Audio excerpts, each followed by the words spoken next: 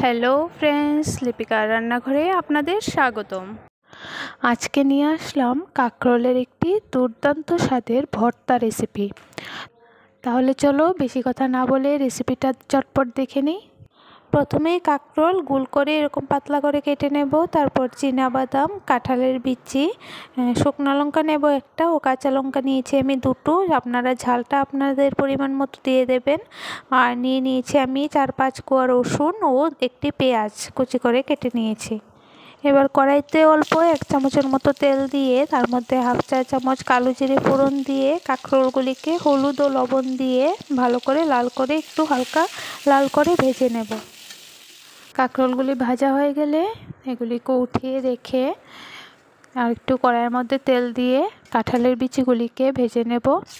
তারপর একে একে বাদামগুলিকেও ভেজে নেব।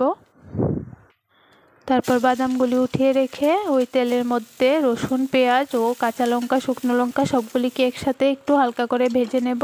ভেজে উঠিয়ে নিয়ে এবার সবগুলিকে একে একে শিলনোড়ার মধ্যে বেটে নেব।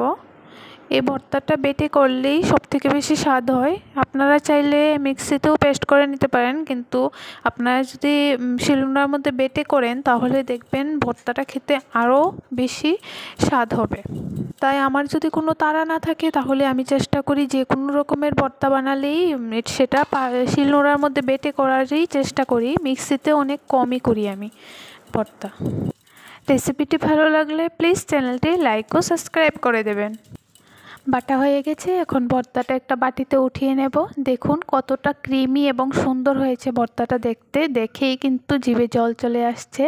গরম ভাতের সাথে এই রেসিপিটি খেতে কিন্তু দুর্দান্ত। কেমন হলো কমেন্ট করে জানাতে ভুলবেন না কিন্তু। Thank you.